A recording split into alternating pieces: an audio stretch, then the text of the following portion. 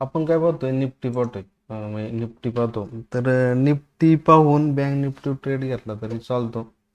तर आपण काय करू थोडक्यात ॲनालिसिस करू जास्त काय वेळ घेणार नाही का त्या पद्धतीने मार्केट घडतं का आपण बघू. आता आपण कोणत्या टाइम फ्रेम आहे आपली टाइम फ्रेम चालू आहे विकलीची एक आठवड्याची. एक आठवड्याच्या टाइम फ्रेमवरती जर आपण बघितलं वरून जे मार्केट खाली आलं तर त्यांनी काय केलंय इथलं एक डिमांड ब्रेक केलाय.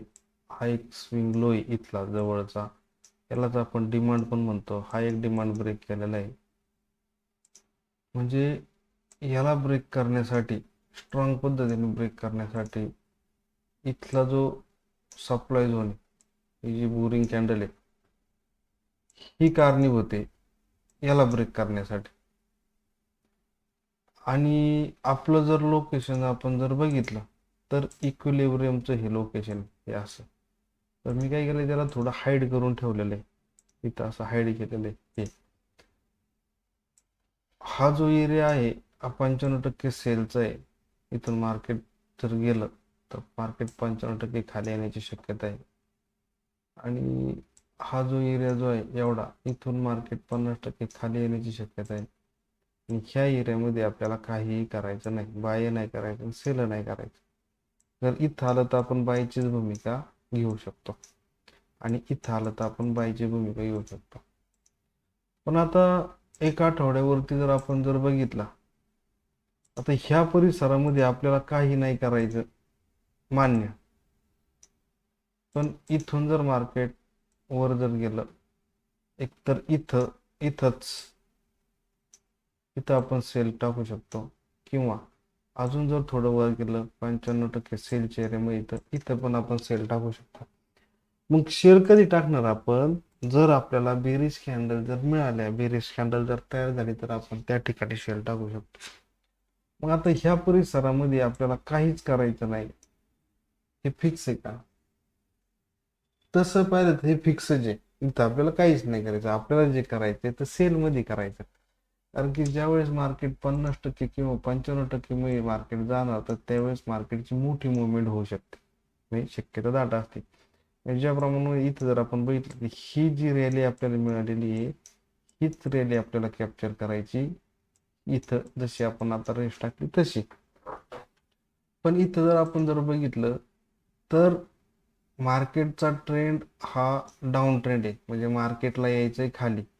पण मार्केटच्या ट्रेंडच्या विरोधातला ट्रेंड जो असतो त्याला काउंटर ट्रेड म्हणला जातो. मग त्या ट्रेडमध्ये सुद्धा आपण बाय करू शकतो. मग त्याची रिस्क आपण जर पाहिली एक आठवड्यावरती तर हे हाईड करू. इथं पॅटर्न पण तयार होते. कोणता पॅटर्न तयार होतोय तर हा असा डब्ल्यू पॅटर्न तयार होते. बरं इथं जर आपण पाहिलं हा जो झोन आहे आपण पेअर्सिंग कॅन्डलस्टिक पॅटर्न झाला आपण असं म्हणलो होतं. पण आपण ज्यावेळेस त्याला चेक केलं जी रेड कॅन्डल आहे तिची ओपनिंग आणि क्लोजिंग आणि जी बुलिश कॅन्डल जी आहे ग्रीन कॅन्डल आहे तिची ओपनिंग आणि क्लोजिंग ज्यावेळेस आपण चेक केलं तर त्यावेळेस आपल्याला पेअर्सिंग पॅटर्न तो नाही हे लक्षात आलं.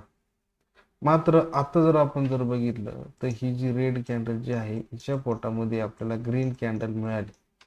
मग ही जी ग्रीन कॅन्डल मिळाली तर हा झालेला आहे बुलिश हारामी कॅन्डलस्टिक पॅटर्न. पण आता दोन सिग्नल आपल्याला काय मिळालेत मार्केट वरून खाली आलं पुन्हा वरती गेलं पुन्हा खाली आलं इथे एक डब्ल्यू पॅटर्न होऊ शकतो. कारण ह्या परिसरामध्ये आपल्याला ही रेड कॅन्डल आणि ही ग्रीन कॅन्डल मिळणं आपल्याला बुलिश हारामी कॅन्डलस्टिक पॅटर्न झालेला आपल्याला पाहायला मिळतो एक आठवड्यावरती. मग आपण उद्या ज्यावेळेस मार्केट सुरू होईल मार्केट जर ह्या पॉईंटच्या वरती जर गेलं तर आपल्या इथं स्विंग ट्रेड आपल्याला घेता येऊ शकतो. पण स्विंग ट्रेड आपण जर घेतला तर याचा स्टॉप लॉस कोणता असू शकतो आपलं टार्गेट काय 61चं टार्गेट. मग आपण आता हे बाकीचं डिलीट करू आणि आपला हे टार्गेट आता हे फिक्स करू. आता हे एवढं झालं तर आपण पुढचा आठवडा काय बांधतच नाही. इथं जर आपण बघितलं तर आपला जो स्टॉप लॉस असणार आहे हा स्टॉप लॉस असणार आहे. आपली एंट्री ह्या कॅन्डलच्या वरती असणार आहे. ह्या कॅन्डलच्या वरती जर मार्केट जर गेलं तर आपली एंट्री असणार आहे आणि आपलं टार्गेट 61चं आपण ठेवू. 61चं टार्गेट म्हणजे कोणतं हा हेच टार्गेट ठेवू आपण 61चं कम्प्लीट ठेवू. हे एका स्थितीचं आपलं टार्गेट. एका स्थितीचं का, तर इथं आपल्याला एक सप्लाय झोन मिळतो. बोरिंग कॅन्डलचं जर आपण टूल जर चालू केलं तर ह्या परिसरामध्ये आपल्याला हा सप्लाय झोन मिळतो. आणि ज्या वेळेस वरून मार्केट खाली आलं तर याला ब्रेक करण्यासाठी हा कारणीभूत आहे. मग आपण जर एक दिवसावरती जाऊन जर बघितलं, एक दिवसावरती हा जो एरिया आहे इथपर्यंत, याच्यावरती कोणते कोणते सप्लाय झोन आहेत ते आपण चेक जर केले तर इथे एक सप्लाय झोन आपल्याला पाहायला मिळतो. हा एक सप्लाय झोन. बर हा सप्लाय झोन आहे. इथं काय झाले, मार्केट इथं जाऊन खाली येऊ शकतं. इथले मार्केट इथं जे बसलेले ना पुढसाठी मार्केट यांना बाहेर काढू शकतं. गॅरंटी वॉरंटी नाही, हे शक्यता आहे. मग मार्केट यांना बाहेर काढू शकतं, इथं जाऊ शकतं, पुन्हा खाली येऊ शकतं. एक असंही होऊ शकतं किंवा मार्केट अजून थोडं वर जाऊ शकतं. मग हा जो सप्लाय झोन आहे याच्यावरती जर आपण जर पाहिलं तर वरच्या टप्प्यामध्ये एकदम स्ट्रॉंग हा एक सप्लाय झोन आपल्याला मिळतो एक दिवसावरती. हा स्ट्रॉंग कसा आहे, याला 1 रेड 2 रेड आणि 3 रेडची ताकद आहे. तसं हा जो झोन झालेला आहे हा थोडा कमकुवत आहे. मग हा काम देऊ शकत नाही का, देऊ शकतो. कारण मार्केट जे इथं जर आलं तर मार्केट पुन्हा एकदा 95% सेलच्या एरियामध्ये मार्केट आलेलं आहे असं आपल्याला लक्षात येतं. एक तर मार्केट 95% सेल किंवा 50% सेलच्या एरियामध्ये. मग ह्या परिसरामध्ये बेरिश कॅन्डल बघायची किंवा इथं जरी आपण ह्या परिसरात जरी बेरिश कॅन्डल जरी बघितली इथं, तरी पण आपण सेलची भूमिका घेऊ शकतो. मग कोणत्या कोणत्या ठिकाणी एक ह्या परिसरामध्ये बेरिश कॅन्डल बघायची किंवा इथं जी आहे हा जो सप्लाय झोन आहे, एक तर मार्केट इथून खाली येऊ शकतं, एक तर ह्या परिसरातून खाली येऊ शकतं किंवा ह्या परिसरातून खाली येऊ शकतं. मग त्या ठिकाणी आपण जो स्विंग ट्रेड जर घेतला तर त्या ठिकाणी 1000 1500 2000 काय असेल ते जर आपण लावले तर स्विंगसाठी जी आपली भांडवल आपण त्या ठिकाणी लावलं असेल तर आपला स्टॉप लॉस राहणार.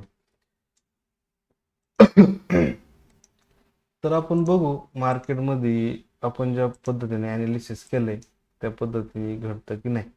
तसंही आपण जर पाहिलं तर हा एरिया बाय करायचा नाहीच मुळात, पण वरती गेल्यानंतर आपल्याला सेल करायचं. पण हा एक काउंटर ट्रेड आपल्यासाठी होऊ शकतो.